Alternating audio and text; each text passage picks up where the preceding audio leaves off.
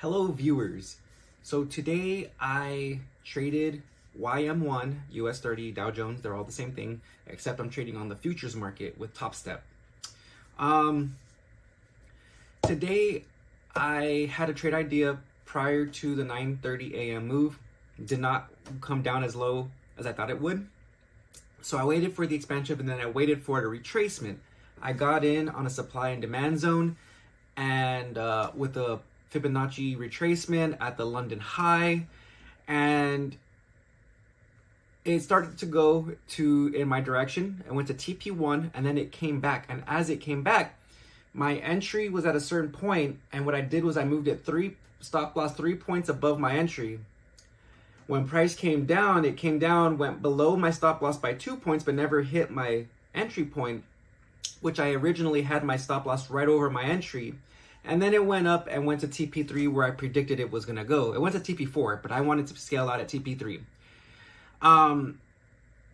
I can explain this. And let me kind of, before I take you guys to the charts, kind of tell you the emotions, the feelings behind that. Seeing a trade start to play out and then come back and stop me out, break even essentially. And then to have that reaction and go to TP3 over a 2-hour period. I could have got in for trades, I could have done other stuff, but my rules stated that once my trade gets a TP1, I'm moving stop loss to break even, and that's to mitigate risk. I'm a risk manager at first. So today was a 0 day. There was no win, there was no loss, just a break even day. I'm sort of having the dang, I could have feeling of catching a TP3, which then I would only need a TP2 to pass the challenge, but that's okay. So giving you guys some value and with my experiences, there's always another day. There's always another trading day. Even when we pass on, rest in peace, FX Jordan G, the markets will still be here. The markets will still be here, and it's our job to be the most patient, disciplined traders out there, because then we are trading with big money, smart money traders, winning traders, disciplined traders. And if I were to go against my rules and just start doing some crazy stuff, I could have started taking loss after loss after loss, which then would have taken away from my TP5 move yesterday. So still up $2,500 for the week. I could have been up an extra $1,500, which would have been $4,000. My target profit from Top Step switched to $5,000. So I'm halfway towards my profit target. I need $2,500 more to pass. So with that being said, let's go ahead and take this to the charts. Okay, now that we are at the charts, I kind of want to show you guys my trade. So here's the new day. We have the previous day low, previous day high, Asian session high, I have it marked here, Asian session low, London low, and the London high, okay? So now that we have the lows and highs set up, and then we have these support and resistance areas, I want to show you, see, it's crazy because normally would have waited to the 500 big figure level, which happened at the New York Open. This was the move right here, but I got in a little later around 11:30. This would have been the perfect entry to have gone in down here in this area between like 488. That would have been really nice right here to have then caught this move. But I waited for price to have its move up. So 930s right here. Came back down, it ranged for a long time. 10 o'clock started to have its reaction. This would have been the perfect area of accumulation to have gone in for the long. Anywhere around 480 would have been perfect. 495 would have even been good to withhold the swings for the ranging in the stop loss area. So waited for price to come up. It came down. I didn't get, as soon as it came up, I got in at this moment right here. So at this line right here, 451, was my entry. Support and resistance. It's an area where prices come and tapped into a lot. So it came up, came back down, and as price was coming down, I was like, okay, well, price comes into this area, I'll tap it, and it actually correlated with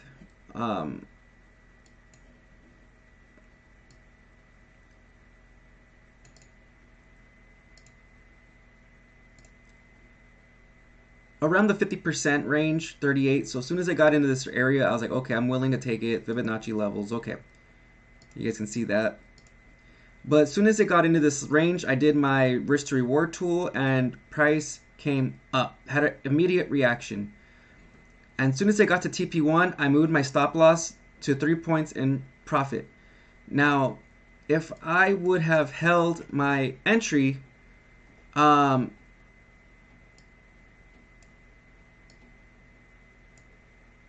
it would have came down,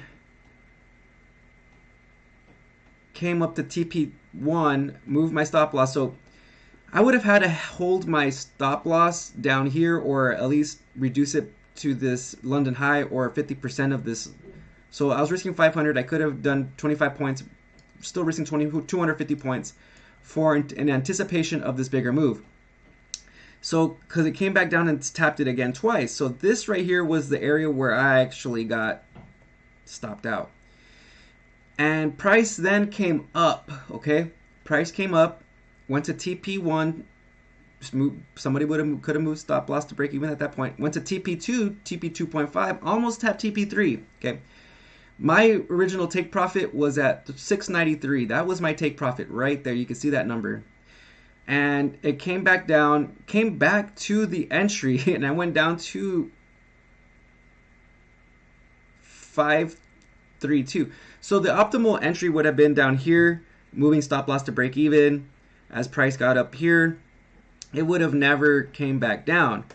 And then in anticipation, so let's say we would have gone in down here. I was hesitant. I was waiting to see which way price was going to go. Price came up bullish, came back, retested. Okay, I felt confident getting in on the trade. But let's say we got in at 490 or 488 even. Well, let's do 490 as a little high. I was waiting for it to come back down one last time at this time at 10. 50-point stop. Well, that's a really great range to have for a stop loss.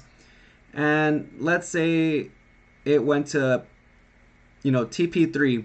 It wouldn't have gone to TP3 until this moment right here at 11:15. And even if we waited for price to come up to tap in close to this area right here, we could have waited to TP4, which would have been right there, which would have happened at 210, right before the market closed. Price would have gone to TP4. So that's an all-day trade from 10 a.m. to 2 p.m. essentially. That's a 4-hour trade. We are not really trying to be in the market that long, but if you wanted to TP3, which would have been right, even at 3.5, but TP3 would have been right here, right at that moment. So that would have been from 10 to 11:15. So an hour and 15-minute trade, TP3. Great trade. But yeah, price today didn't really have a crazy move. This was the Asian session range, and then it traded within this range. It didn't have a crazy move. Now, if we go to, I hear NQ was crazy today. So let's just see what NQ did. Oh, yeah. 930 right there. I have this level drawn up. You could have waited right at 930 to have then just got in for the buy right here for the move higher. But if you got in a little earlier, 925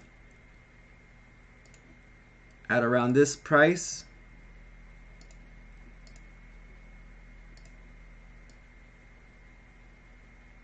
$50-point stop. That's a 1 to 5 right there, guys. That's a great move in about 925 to even right here would have been, that would have been the 1 to 5 right there. So from 9:30 to 10:40, so an hour and 10 minutes. That right there was a delicious move, guys. A great move right there. If you missed it, you missed it. You could even got in at this support and resistance area. Soon as price came up and it started ranging in that area, you could have got in anywhere at that time. And this would have been a 1 to 3. Right there. Safe bet 1 to 3. 1 to 3 would have gotten hit within 5, 10, 15, 20, 25 minutes. 25, 30 minutes. So, yeah, I think NQ, also known as NASDAQ or US 100, a lot better than YM today, but YM still had a move, just I didn't catch it. Did not catch it. This was my trade and it did not play out. So I'm gonna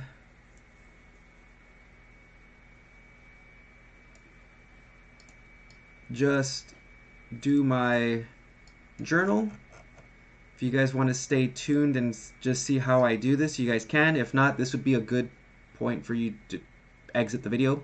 But before you do that, please smash the like button and subscribe button and turn that bell on if you're looking to trade the way I trade. And it's really just repetition at this point. Copy, paste.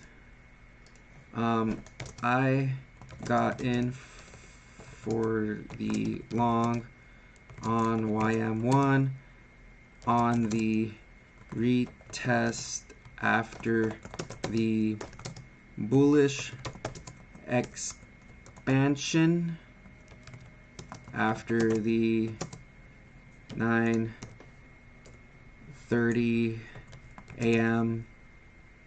volume. Price came back to my entry 2 other times and by points. Then it had the reaction around 12:30, I think it was, p.m. New York time.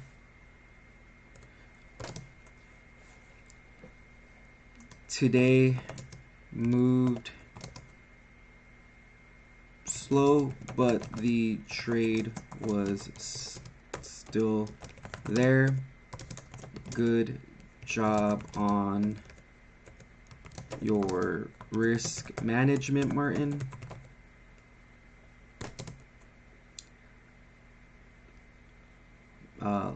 Didn't win.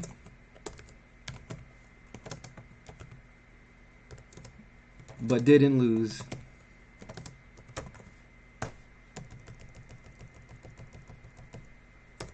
Keep going to fight another day. Keep being a disciplined risk manager to trade another day. All right, guys.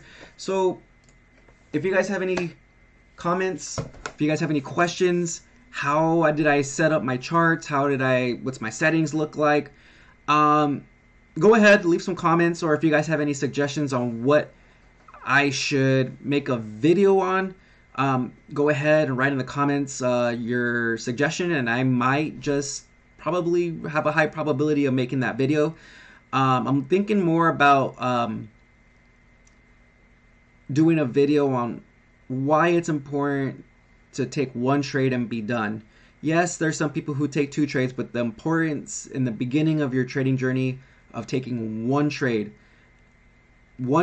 based off a great sound trade idea. Have your entry prior to the price being where you want to enter, having a sound stop loss, and looking for where a sound take profit would be. Now there's areas to see this. I use a standard 50-point stop loss, but I've been looking at my trades recently and I feel like I should be tightening that up here and there where I should be.